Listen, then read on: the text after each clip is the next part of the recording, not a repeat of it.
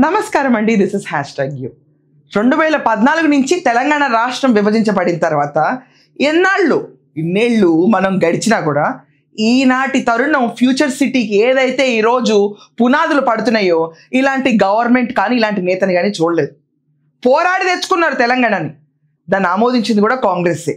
అవన్నీ పక్కన పెట్టండి, హిస్టరీ కదా.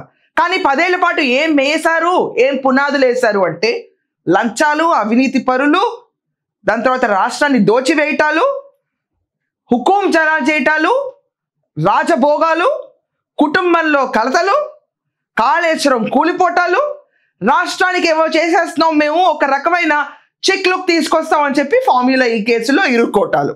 ఇది గడిచిన 10 ఏళ్ళు చూసిన తర్వాత విసిగెత్తి రేవంత్ రెడ్డి గారికి ఈసారి ఛాన్స్ ఇస్తే ఏం చేసి చూపిస్తారో అని జనాలందరూ కాంగ్రెస్కి ఓట్లు వేశారు. హస్తం గుర్తుకి ఓట్లు కేవలం రేవంత్ రెడ్డి గారి ఫేస్ వాల్యూ మీదే పడింది.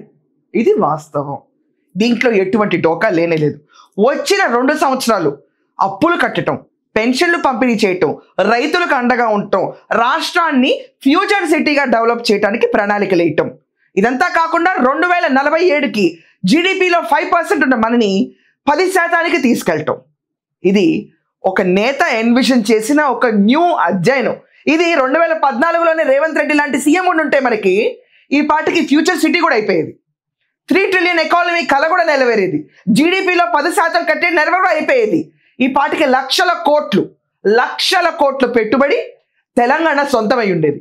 కానీ లాస్ట్ గడిచిన 10 ఏళ్లలో ఏం రకంగా మనం ఓట్లు సంపాదించాం, జీడిపిని ఎంత పెంచాం, ధనిక రాష్ట్రంగా ఉన్న తెలంగాణని ఎంత వెనక్కి తొక్కాం మర్చిపోతారా అందరూ? ఈరోజు ఇప్పుడు దాకా తెలంగాణ గురించి మాట్లాడాలంటే దానికి తలమానికంగా ఉన్న హైదరాబాద్లో మనం ఎంతసేపు సైబర్ సిటీని నిర్మించింది నారా చంద్రబాబు నాయుడు గారు ఉమ్మడి ఆంధ్రప్రదేశ్లో మాట్లాడుకున్నాం. కానీ ఇక్కడి నుంచి తెలంగాణ భవితను మెరుగు బాటలో, బంగారు బాటలో పెట్టి ఫ్యూచర్ సిటీ నిర్మిస్తుంది అనుముల రేవంత్ రెడ్డి అన్న పేరు చరిత్ర రాసుకోబోతుంది. ఒక పునాది చంద్రబాబు నాయుడు గారు వేస్తే దానికి పెద్ద పునాది వేసుకుంటూ ఫ్యూచర్ సిటీ ఇండియాలోనే ఇంత పెద్ద ఇన్వెస్ట్మెంట్ మాడ్యూల్ ఎక్కడా ఉండదన్న రీతిలో ఫ్యూచర్ సిటీని రేవంత్ రెడ్డి గారు స్టార్ట్ చేయటం. ఎంతోమంది technocrats, bureaucrats, investment modules, film cities, entertainment hub, ఇన్ని రకాల విభజనలు వచ్చి ఫ్యూచర్ సిటీలో కొలువు తీరుతున్నాయి. మొదటి రోజు వాళ్ళ అంచనా ప్రకారం ఈ సమిట్లో 3 లక్షల కోట్ల పెట్టుబడి వస్తే చాలు అనుకున్నారు. కానీ ఈరోజు న్యూస్ పేపర్లో ప్రింట్ అయింది, ఎగ్జాక్ట్గా మీకు చదివి చెప్తున్నాను. 2.43 lakh crores investment signature already అయిపోయింది first day. America president Trump entertainment industry వాళ్ళు 1,00,000 కోట్లు పెడతాం ఫ్యూచర్ సిటీలో అని రావటం. రిలయన్స్ గ్రూప్ వాళ్ళు వంతారా ఇక్కడ నిర్మిస్తామని రావటం. అజయ్ దేవగన్ ఫిలిం సిటీ పెడతానని రావటం. సల్మాన్ ఖాన్ 10,000 కోట్లు ఇన్వెస్ట్ చేస్తానని రావటం. చెప్పుకుంటూ పోతే అదానీ గ్రూప్ వాళ్ళు రేవంత్ రెడ్డి ప్రభుత్వం మీద భరోసా మాకు ఎంతో ఉంది, ఈజ్ ఆఫ్ డూయింగ్ బిజినెస్ తెలంగాణలో చాలా ఎక్కువ ఉంది, రేవంత్ రెడ్డి గారి ప్రణాళిక మాకు బాగా నచ్చింది, మేము ఇన్వెస్ట్ చేయబోతున్నాం అని చెప్పి వాళ్ళు రావటం. ఇలాంటి మాటలు ఎప్పుడన్నా విన్నామా? దావోస్లో సమిట్ జరగటం చూసాం, కానీ తెలంగాణ ఇంత బంగారు భవిష్యత్తు రాసుకోవటం ఎప్పుడన్నా కనీ విని ఎరిగామా మనం ఏ రోజైనా? ఇది కాకుండా మైహో గ్రూప్ 7,000 కోట్ల పైన పెట్టుబడులు పెడతామంటాం. ఇదంతా కాకుండా మొదటి రోజే MOU సైనింగ్స్ మనం చూసుకుంటే ఆల్రెడీ 41,000 కోట్లకి MOU సైన్ అయిపోయింది. ఎవరు చరిష్మా వల్ల సైన్ అయింది? ఎవరు ఎన్విజన్ చేశారు? ఎవరు 2037కి ఎంత ఎకానమీ జీడిపి రీచ్కి మనం రీచ్ అవుతాము, 2047కి ఏ స్థాయిలో ఉంటాము, 1 ట్రిలియన్ ఎకానమీ 2037కి మ్యాచ్ అయ్యి దాని తర్వాత 2047 ఇన్వెస్ట్మెంట్లో 3 ట్రిలియన్ ఎకానమీ కింద తెలంగాణ రైజ్ అవుతుంది. This is the future of India అని గర్వంగా చెప్పిన వ్యక్తి ఈ రోజు దాకా తెలంగాణలో పుట్టిన తర్వాత కాలర్ ఎగరేసే మూమెంట్ అప్పుడు సైబరాబాద్ తర్వాత ఈ రోజు ఫ్యూచర్ సిటీ వల్లే వచ్చింది మనకి కాదా? ఇంతకాలం చెప్పుకోవడానికి తెలంగాణలో కష్టపడి విభజించబడ్డాం, కష్టపడి మన ఉనికిని తెచ్చుకున్నాం, కష్టపడి ఉద్యమాలు చేసాం. కానీ గొప్ప చుంకోళ్ళు కొట్టుకెళ్ళిపోతారు. పోనీ కొట్టుకెళ్ళిన తర్వాత మనకేమైనా మేలు చేస్తారా? మేమేం చెయ్యం. అసలు ప్రజల పాలనకే మేము సెక్రటరియట్కి రాము, మేము ఫామ్ హౌస్ పరిపాలన చేస్తాం. మమ్మల్ని మించిన రైతు లేరు. ఫోన్ ట్యాపింగ్స్ అంటారు, ధరణి పోర్టల్ అవకతవకలు అంటారు, ఔటర్ రింగ్ రోడ్ స్కామ్లు అంటారు, కూలిన కాళేశ్వరం అంటారు, ఫార్ములా ఈ కేసు అంటారు. అసలు నీ పైన భరోసా లేదు ఈ పార్టీ ప్రెసిడెంట్ పైన సొంత చెల్లి అంటుంది.